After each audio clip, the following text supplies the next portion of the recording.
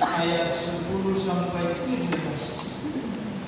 2 Timotius 3 dimulai dari ayat 10 sampai 17, dan ayat yang terakhir 17 kita akan sama-sama membacanya. Kita membaca. Tetapi engkau telah mengikuti ajaran, cara hidup, pendirian, iman, kesabaran, kasihku, dan ketekunan. Engkau telah ikut menderita, penganiayaan, dan sengsara, seperti yang telah diderita di Antiokhia dan di Ikonium dan di Listra. Semua penganiayaan itu derita, dan Tuhan telah melepaskan aku daripadanya. Memang setiap orang yang mau hidup beribadah di dalam Kristus Yesus akan menderita aneh-aneh. Sedangkan orang jahat dan penipu akan bertambah jahat. Mereka menyesatkan dan disesatkan. Tapi hendaklah engkau tetap berpegang pada kebenaran yang telah engkau terima dan engkau yakini, dengan selalu mengingat orang yang telah mengajarkannya kepadamu. Ingatlah juga bahwa dari kecil engkau sudah mengenal kitab suci yang dapat memberi hikmat kepadamu dan menuntun engkau kepada keselamatan oleh iman kepada Kristus Yesus. Segala tulisan yang diilhamkan Allah memang bermanfaat untuk mengajar, untuk menyatakan kesalahan, untuk memperbaiki kelakuan, dan untuk mendidik orang dalam kebenaran. Kita sama-sama membaca ayat yang terakhir ini. Dengan demikian, tiap-tiap manusia dengan Allah diperlengkapi untuk setiap perbuatan baik. Demikian firman Tuhan. Ibu Bapak yang terkasih dalam nama Tuhan kita Yesus Kristus, ketika kita bertemu dengan kitab Timotius, pasti kita ingat Timotius adalah orang yang masih muda di dalam pelayanan. Kalau kita sejajarkan pada saat ini setara dengan proses kehidupan, tentu menjadi seorang proses tidak mudah.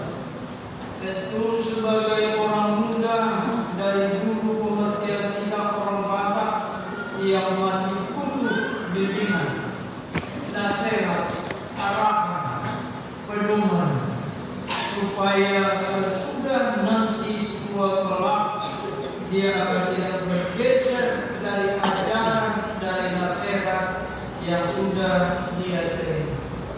Sama halnya di dalam pemberitaan Injil, Timotius merupakan anak rohani Paulus, dan juga Timotius bapaknya Paulus dalam kerohanian, supaya Timotius tidak akan pernah mendapat batu sanjungan, tetapi Paulus mengingatkan, mengajarkan supaya membina ke depan terdapat pelayanan yang semakin baik, yang membawa banyak umat percaya kepada Tuhan kita Yesus Kristus.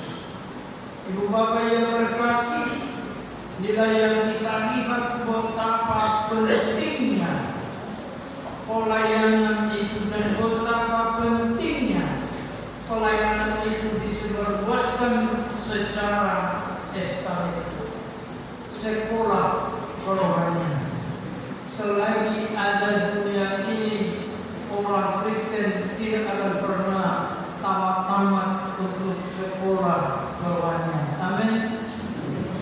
Pada asal dia lebih anu bersoni, asal dia bertanya ini, asal dia memerintih, akan dia anu bersoni akan mengenal. Aku di sekolah bertiga pertama dari SD, tamat dari SMP, wisuda do, alaya sekolah kerohanian tidak akan pernah wisuda. Tetapi ijazahnya apa jajarnya? Mari jajarnya makanya adalah iman. Orang yang sudah beriman, so pasti masuk surga. Baiklah, sekolah kerohanian. Dia mengajar anaknya Timotius. Pengajaran itu luar biasa, bukan pengalaman orang lain, tetapi bagaimana pengalaman seorang bapak rohani yang terlebih dahulu dia alami kepada anaknya rohani. Sangat jelas daripada awalnya itu di ayat 10, mengikuti ajaran, bukan mengikuti ajaran orang Kristen, bukan mengikuti ajaran orang sana, tetapi dia langsung bujuk dirinya sendiri, ajarannya sendiri, cara hidupku, bukan hidup orang lain, pendirianku, imanku, kesabaranku, kasihku, dan ketekunanku. Luar biasa. Kalau kita pada bentuk dari yang belajar kota Samuni itu yang tahun. Apa yang sudah kita berikan pengajaran kepada anak kita di rumah? Sudah ada berbohong kita. Berbohong dong.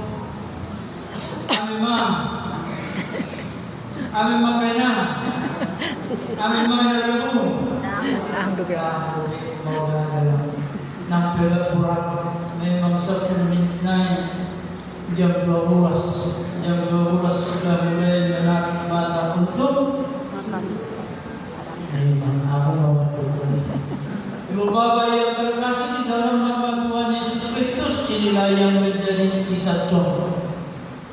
Tujuannya, sasarannya tadi supaya gereja pelayanan yang dilayani Timotius benar-benar terlengkapi, benar-benar dipersiapkan, benar-benar mendapat tempat yang betul-betul yang sangat berharga. Itu adalah firman Tuhan, benar-benar benar, dimengerti, diamalkan, diiyani.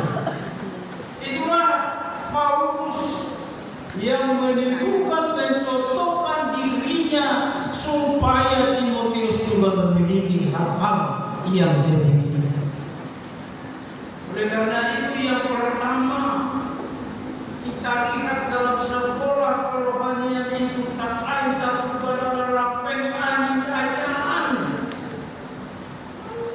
Kalau berbanding dengan Timotius belum apa-apa yang dihadapi. Kenapa tidak? Berdoa bahwa kita mencahai sungguh dia mah kasih tahu dan untuk dia dahulu di Paulus dukosa getigoa, dukosa menjadi Paulus berubah nama pelayanan. Bayangkan ibu bapak, doa sebutuha, sasitoma nagabe doa sebutuha, keluarga dekat yang sebenarnya menjadi pembela itu pun tidak ada. Teman sekampung, doa STM, doa samarga yang seyogianya untuk membela itu pun menjauh. Tetapi sekali lagi fokus, apakah dia mundur? Apakah dia hatinya sejuk? Tidak. Apakah dia berani menyatakan penganiayaan itu salah satu modal untuk bertumbuhnya iman. Lalu tu sedaruat mula-mula di moto pareman di wadi di pasta dihukum diusir semuanya. Pada itu bapak mimpi ikut diusir melalui misi dan diloas atau hasil mereka dari ikut marparau menjadi bapak ini do situasi kondisi dan cut malik bagus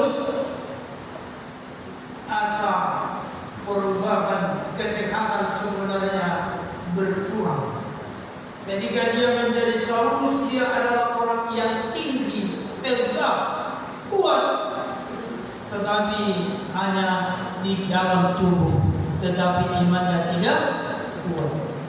Tetapi setelah dia Paulus,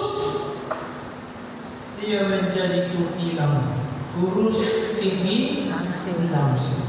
Tetapi imannya borabia, imannya yang sungguh-sungguh kuat dan luar biasa. Kesaksian bagi saya yang sangat mendalam adalah saya yakini penderitaan di tengah-tengah dunia ini belum berarti apa-apa dibandingkan dengan kemuliaan esok yang Tuhan berikan bagi saya. Uranu misi tahu dia sekarang irasi suadari martimbakon nasana kemudian si pasahan di kamar itu berani kita menyatakan demikian kuat.